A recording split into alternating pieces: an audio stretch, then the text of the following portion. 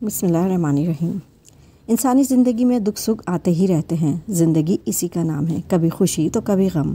ہمارے جیون میں بھی ایک وقت ایسا آیا جب میرا چھوٹا بھائی عفان تعلیم چھوڑ کر ملازمت کرنے کے بارے میں سوچنے لگا۔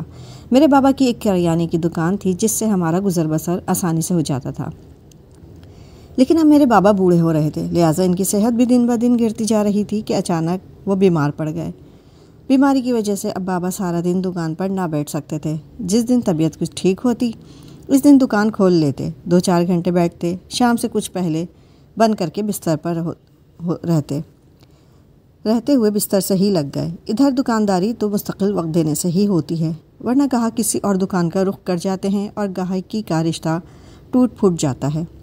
بابا کو کاروبار کے بند کرنے کا بہت دکھ تھا۔ انہوں نے کریانے کی بیوپاری میں بہت محنت کی تھی۔ جب گھر کی گاڑی دھچکے کھانے لگی، 3 کے بجائے چولہا بھی 2 وقت جلتا، پھر بھی بابا نے عفان کو سمجھایا کہ جو تو یہ وقت کٹ جائے گا مگر تم تعلیم نہ چھوڑو، ہم تنگی ترشی سہ لیں گے۔ انسان 2 وقت کے بجائے 1 وقت کی روٹی کھا کر بھی زندہ رہ سکتا ہے، لیکن غریب آدمی کے لیے بیماری کے اخراجات برداشت کرنا بھی بہت مشکل ہوتا ہے۔ مجبوری یہ کہ انسان اپنے پیارے کو آنکھوں کے سامنے مرتے بھی نہیں دیکھ سکتا۔ تبھی عفان نے بڑی تگ و دو کے بعد ایک ایسی نوکری تلاش کر لی کہ صبح کالج اور رات کو ملازمت کرتے تو پھر سے گھر کا گزارا چلنے لگا۔ محنت سے میرے بھائی کی صحت پر اثر پڑنے لگا۔ جو باپ کا اکلوتا بیٹا ہو اور کبھی زندگی میں قبل عظیم مشقت نہ کی ہو، اس کے لیے دگنی محنت کوئی آسان کام نہ تھا۔ عفان جلد حالات سے گھبرا گیا، کہتا باجی دل کرتا ہے کہیں نکل جاؤں، زندگی ایک کھٹارا مشین لگنے لگی ہے۔ میں عفان کو تسلی دیتی، بھائی میں ہمت نہ ہارو، تعلیم کے چند سال گزر جائیں گے، اس کے بعد تمہاری منزل آسان ہو جائے گی۔ تم ایسا کرو، کبھی کبھی چھٹی کے دن دوستوں کے ساتھ سیر و تفریح کو چلے جایا کرو۔ وہ روحان سا ہو کر بولا، سیر و تفریح پیسے کے بغیر نہیں ہوتی باجی، 2-4 دوست 4 روپے خرچ کریں گے تو 2 روپے مجھ کو بھی ان پر خرچ کرنا پڑیں گے۔ ہاں کہتے تو تم ٹھیک ہو، ایسا کرو کہ پھپھو خالدہ کے پاس چلے جایا کرو۔ میری ایک ہی پھپھو تھیں جو خاصی امیر تھیں، امی بھی کبھی وہاں چلی جاتیں تو میں بھی ساتھ جاتی۔ وہ ہماری بہت آؤ بھگت کرتیں، کچھ دکھ سکھ ان کے ساتھ بانٹ لینے سے جی شاداب ہو جاتا۔ عفان کو ان کے گھر جانا بھی گراں ہوتا کہ وہاں جا کر ان کے بڑ بولے بچوں کے درمیان ان کو احساس محرومی ستانے لگتا تھا۔ بار بار میرے کہنے سے ایک دن وہ پھپھو کے ہاں جانے کو تیار ہو گئے۔ میں نے کہا کہ مجھے بھی ساتھ لے چلو، میں سائرہ سے مل لوں گی۔ اتوار کے روز ہم بہن بھائی پھپھو کے گھر چلے گئے۔ پھپھو نے عزت سے بٹھایا، خاطر مدارات کی۔ ہم نے گھر کے تنے ہوئے ماحول سے نکل کر خود کو خوشگوار ماحول میں پایا۔ اتنے میں اسکول سے پھپھو کی چھوٹی بیٹی سمیرہ آ گئی۔ سمیرہ اپنے اماں ابا کی لاڈلی تھی۔ اس وقت وہ اپنے اسکول کے فنکشن سے آئی تھی۔ خوبصورت لباس میں ملبوس بنی ٹھنی ہوئی، مجھ کو سائرہ کے ساتھ باتوں میں مشغول پا کر اس نے عفان کی طرف رخ کر لیا۔ بولی، عفان بھائی آپ ہمارے گھر بہت دنوں بعد آئے ہو، خیر تو ہے؟ عفان نے کہا، ہاں خیر ہے، خدا کا شکر ہے، پھپھو سے ملنے چلا آیا۔ بھائی کا جواب سن کر وہ اسے گہری نظروں سے دیکھنے لگی۔ اسے اپنی طرف دیکھتا پا کر عفان نے پوچھا، کیا دیکھ رہی ہو؟ مجھ میں اس قدر غور سے وہ بولی، یہ دیکھ رہی ہوں کہ تم ہر بار ایسے ہی کپڑوں میں آتے ہو، کیا تمہارے پاس بس یہی ایک جوڑا ہے اور کپڑے نہیں ہیں؟ اگر ایسی بات ہے تو کہو، 1-2 نئے جوڑے میں ہی تم کو بنوا دوں۔ کس خوشی میں؟ بھائی نے کہا، ارے بھائی میرے سر کے صدقے پہن لینا۔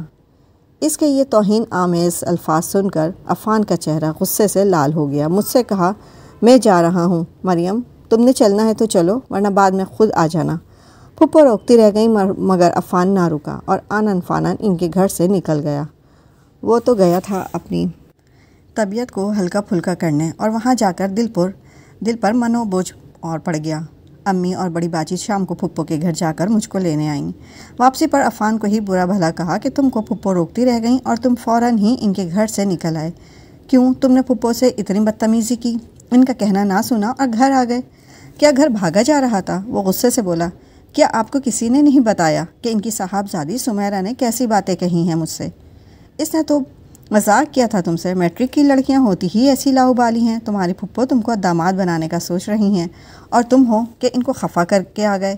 باجی نے انکشاف کیا، پگلے لڑکے، اگر انہوں نے تم کو داماد بنا لیا تو تمہاری تو قسمت کھل جائے گی، خواہ مخواہ ذرا سی بات پر غصہ کر رہے ہو۔ مجھ کو نہیں کھلوانی اپنی قسمت ایسی بدتمیز لڑکی کے ساتھ۔ قسمت کھلے گی یا کہ پھوٹ جائے گی۔ عفان کا غصہ دو چند ہو گیا۔ میرے بھائی کا کہنا صحیح تھا۔ بعد میں نے امی کو سمجھایا، ان کا ہمارا میل نہیں، یہ بے جوڑ رشتہ رہے گا۔ اول تو ایسا ممکن نہیں ہے، ایسا ہوا بھی تو کیا سمیرہ ہمارا گھر آباد کر سکے گی؟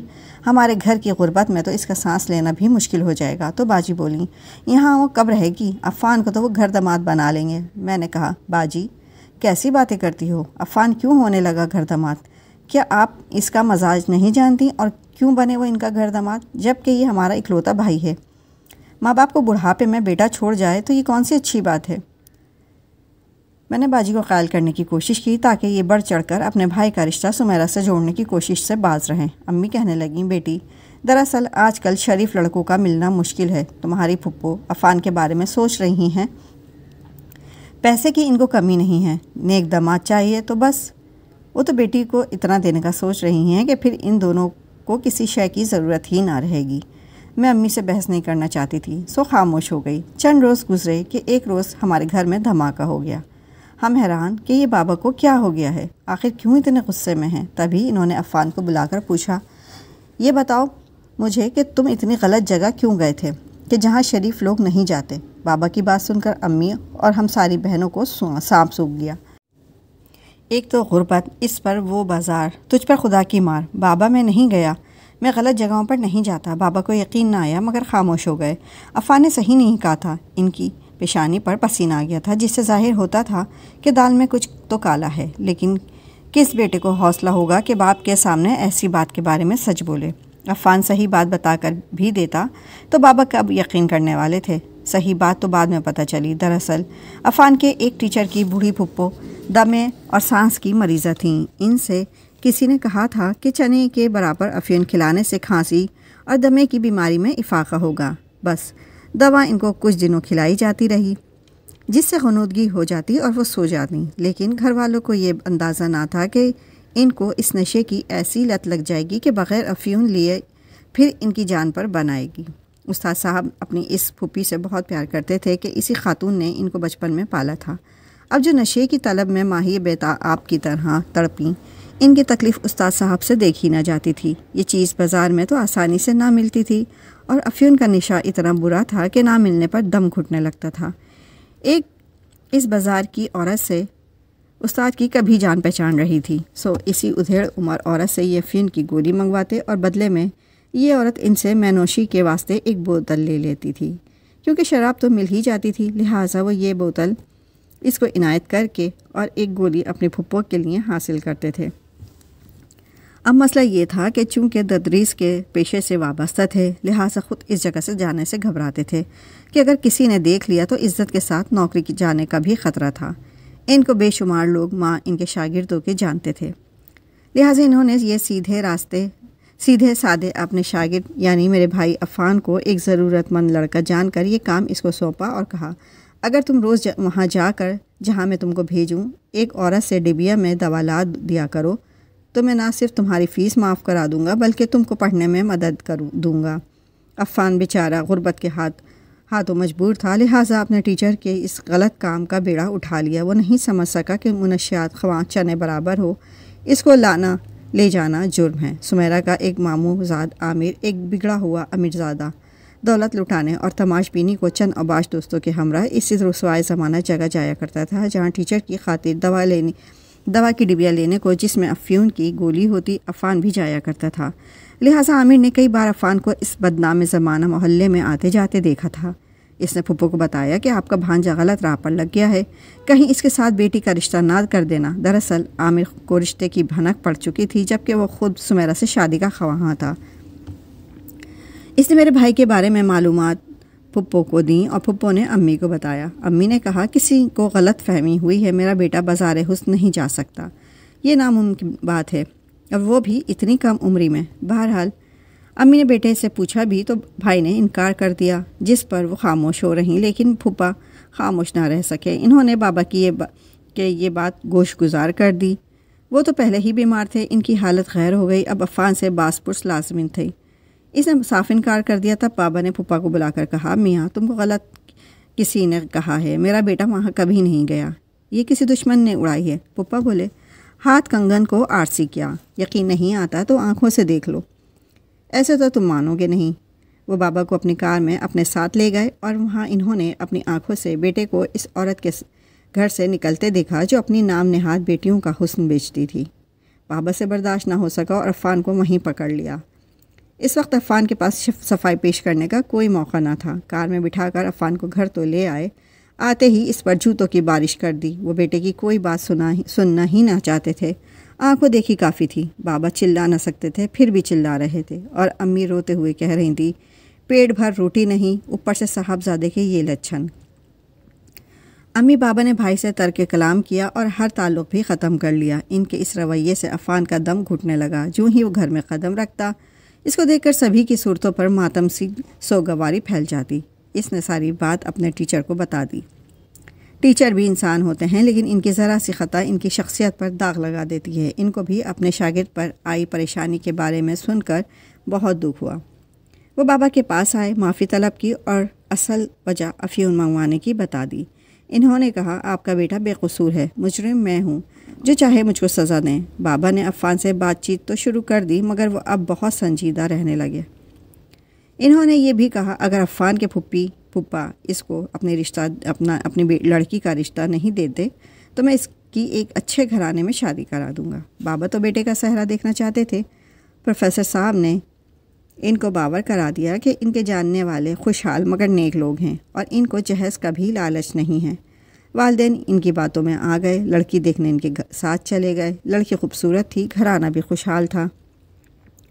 والدین نے عفان کے لیے یہ رشتہ قبول کر لیا۔ امتحان ختم ہو گئے تو عفان کی شادی اس لڑکی سعدیہ سے ہو گئی۔ کچھ دن اچھے گزرے، بعد میں لڑکی نے بھائی سے تقاضا کرنا شروع کر دیا کہ میرے والدین کے کوئی بیٹا نہیں ہے۔ استاد صاحب نے کہا تھا کہ شادی کے بعد تم میرے میکے چل کر رہو گے، لہٰذا اب ہم اپنے والدین کے پاس چل کر رہتے ہیں۔ عفان نے گھر داماد بننے سے انکار کر دیا تو ان کی بیگم روٹ کر میکے چلی گئیں۔ لاکھ منانے پر بھی نہ مانی، انہوں نے وہاں ہی بیٹی کو جنم دیا۔ جب بیٹی کی پیدائشی خبر ملی، بھائی عفان نہ رہ سکے اور بیوی کے میکے چلے گئے، اور اس کے بعد وہ لوٹ کر واپس گھر نہ آئے۔ خدا جانے ان لوگوں نے ان پر کیسا جادو کیا کہ انہی کے ہو رہے۔ اپنے ماں باپ اور 2 بن بیاہی بہنوں کو بھی تنہا چھوڑ دیا۔ امی مجھ سے کہتی، ان سے تو تیری پھپھی کا رشتہ کیا برا تھا، وہ لوگ بھی تو عفان کو گھر داماد بنا کر رکھنا چاہتے تھے، تبھی میں ان کو چھوڑا ادھر کو بھاگی تھی۔ مجھے کیا خبر تھی کہ یہ بھی میرے بیٹے کو مجھ سے چھین لیں گے۔ پتہ ہوتا تو تیری پھپھی سے ہی ناتا جوڑ لیتی، مگر اب کیا ہو جب چڑیاں چگ گئیں کھیت۔ بابا نے عفان کے ٹیچر سے جا کر فریاد کی۔ وہ لا تعلق بن گئے، کہنے لگے، میں نے تو عفان اور آپ لوگوں کے لیے اچھا ہی سوچا تھا۔ اگر آپ کا بیٹا سسرال جا کر ان کا ہو گیا ہے تو اس میں میرا کیا قصور؟ قصور تو آپ کے اپنے بیٹے کا ہے۔ قصہ مختصر، آخر کار یہ ہوا کہ ہم نے پھپھو کا دامن چھوڑ کر اپنے بھائی کو کھو دیا۔ قبل از وقت سمیرہ کو برا بھلا سمجھا، حالانکہ اس وقت وہ صرف 14-15 کی کم سن لڑکی تھی۔ بعد میں جب باشعور ہو گئی تو بہت اچھی، باادب اور پیار کرنے والی لڑکی ثابت ہوئی۔ وہ مجھ سے کہتی کہ تمہارے بھائی کو میں دل سے پسند کرتی تھی، انہی سے شادی کرنا چاہتی تھی، لیکن آپ لوگوں نے مجھ کو نہیں سمجھا، اور جب عفان کی شادی اور جگہ ہو گئی میرا دل ٹوٹ گیا۔ میں نے تب شادی نہ کرنے کا تہیہ کر لیا، سب رشتے ٹھکرا کر صرف پڑھائی کی طرف دھیان دیا، خود کو پڑھائی میں گم کر لیا۔ عہد کیا کہ پسند کا جیون ساتھی نہ ملا تو ڈاکٹر بن کر زندگی کو کامرانی سے ہمکنار کروں گی۔ خوب محنت کی اور ڈاکٹر بن گئی۔ سمیرہ آج بھی ہم سے پیار سے ملتی ہے۔ شاید اس کو اس کا آئیڈیل نہیں ملا، کیونکہ اب تک بھی اس نے شادی نہیں کی، لیکن وہ ایک کامیاب ڈاکٹر ہے، اپنے پیشے میں ماہر سمجھی جاتی ہے، خوب کمایا ہے زندگی میں، کسی شے کی کمی نہیں۔ اگر کوئی کمی ہے تو بس یہی ہے کہ اس نے شادی نہیں کی اور گھر نہیں بسایا۔ جب کسی جوڑے کو اپنے بچوں کے ہمراہ ہنستے مسکراتے دیکھتی ہے تو اداس ہو جاتی ہے، تب اپنے دکھ پر مرہم رکھنے کو پھیکی ہنسی ہنستے ہوئے کہتی ہے، کیا ہوا، میرا گھر بچوں سے خالی ہے، وارڈ کے سارے بچے میرے ہی تو ہیں۔ بے شک وہ ایک بہت اچھی بات کہہ کر اپنی محرومی کے زخموں پر مرہم رکھنے کی کوشش کرتی ہے، مگر میں سوچتی ہوں عورت چاہے جتنی کامیابیوں کی منزلوں کو طے کر لے، وہ رہتی تو عورت ہی ہے۔ گھر بار، شوہر اور بچوں کے بغیر عورت کی زندگی ادھوری ہی ہوتی رہتی ہے، جس کا افسوس وقت گزرنے کے بعد ضرور ہوتا ہے۔ اگر آپ کو میری یہ کہانی پسند آئی ہو تو میرے چینل کو لائک اور سبسکرائب ضرور کر دیجیے گا۔ شکریہ۔